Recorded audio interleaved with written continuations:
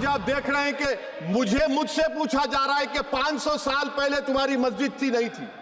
ख्वाजा अजमेरी की दरगाह कह रहे नहीं है। अरे सर, अगर मैं इस पार्लियामेंट में खोद दूं, इसमें गड़ा कर दूं, तो खाने जहां का हिस्सा मिलेगा तो मेरी हो जाएगी। ये तब्दीली मजहब का कानून, तब्दीली मजहब, मैं तब्दील मजहब नहीं कर सकता। सरकार से पूछना पड़ेगा मुझे अपना मजहब बदलने के लिए।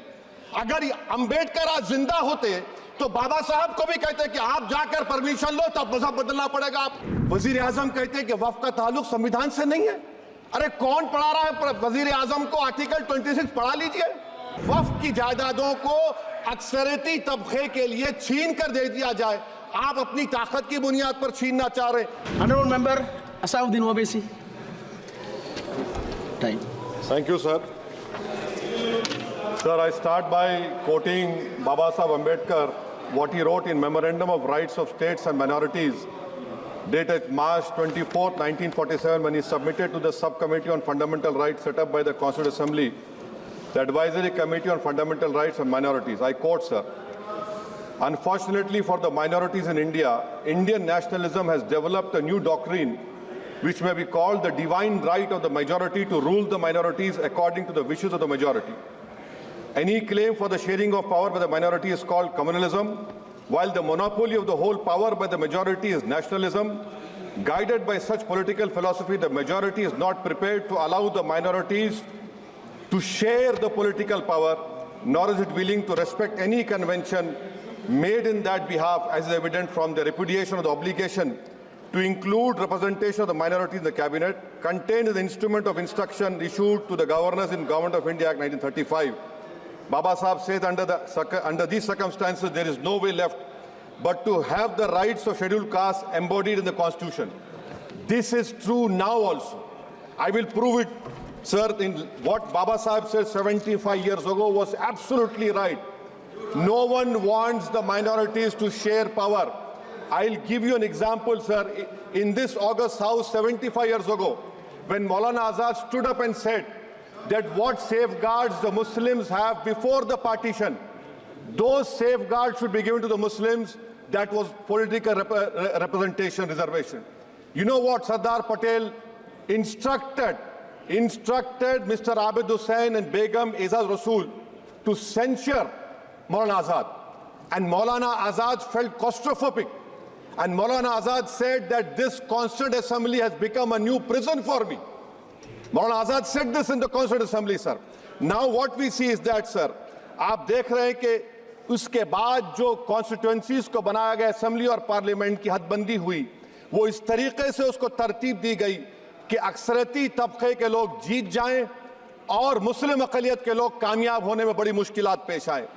इसीलिए 2007 में सच्चर कमेटी ने कहा था, सिफारिशात में कहा कि अब जब हदबंदी होगी तो माकूल तरीके से बनाया जाए ताकि मुसलमान पार्लियामेंट और असेंबली के इलेक्शन जीत सके। मुझे नहीं मालूम कि अब नए सेंसस के बाद जब हदबंदी होगी तो उसकी सिफारिशात को रखा जाएगा या फिर मार्जिनलाइजेशन जो मुसलमानों का हो रहा है 75 साल से वो चलता रहेगा। सर, जब पार्लियामानी जमहूरियत की कामयाबी किस बुनियाद पर होती है? पार्लियामानी जमहूरियत की कामयाबी का पैमाना मैं आपको बताता हूं। Article 25, article 26, article 29, article 30, article 14, article 21, ये 4 बुनियादी राइट्स है आइन में, जिसको हम सामने रखकर मैं आपको बताऊंगा कि क्या वाकई में उन कमजोर तबकात से इंसाफ हुआ।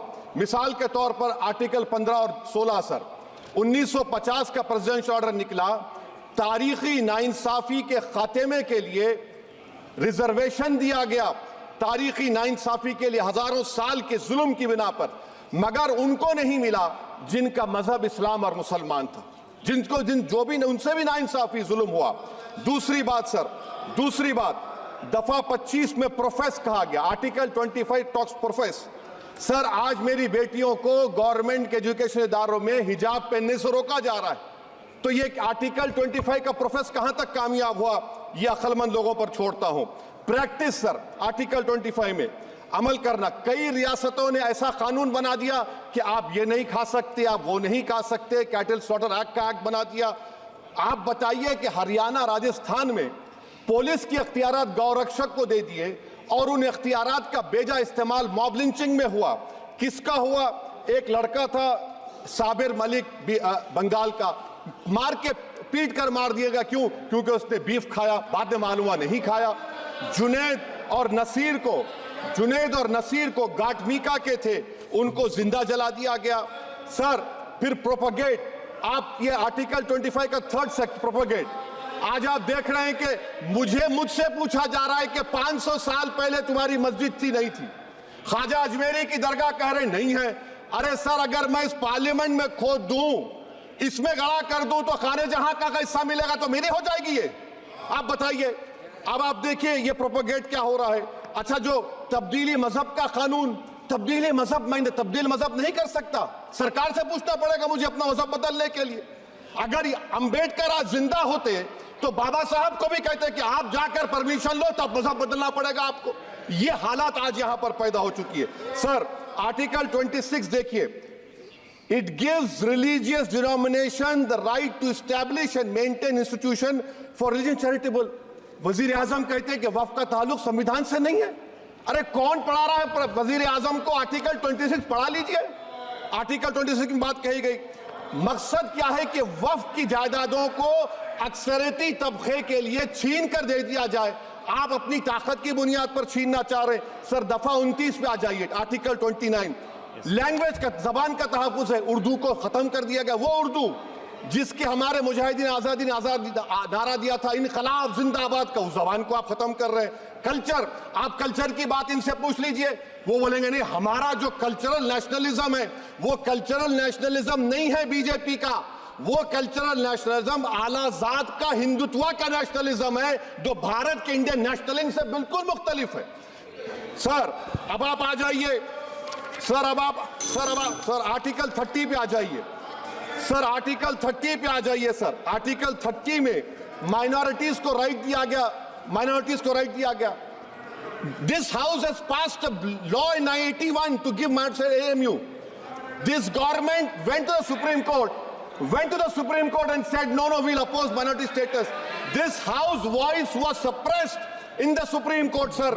That is why I say that the executive has argued contrary to the parliament. Sir, right to life तो उस वक्त भी था। मैं आपको मिसाल दे रहा हूं।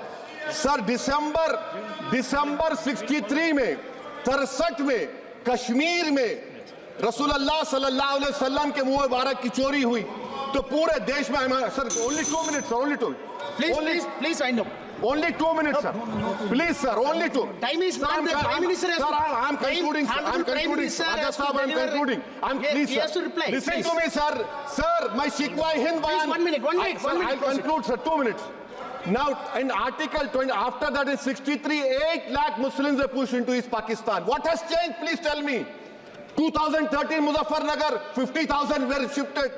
Sir, riots happened. Nelli massacre, Hashimpura, Maliana, Mumbai 93, Ahmedabad 69, Gujarat 2002, 22, Delhi 84, Delhi. Nothing has changed, sir. Lastly, sir. Please. Lastly, sir, on judiciary, sir, I'm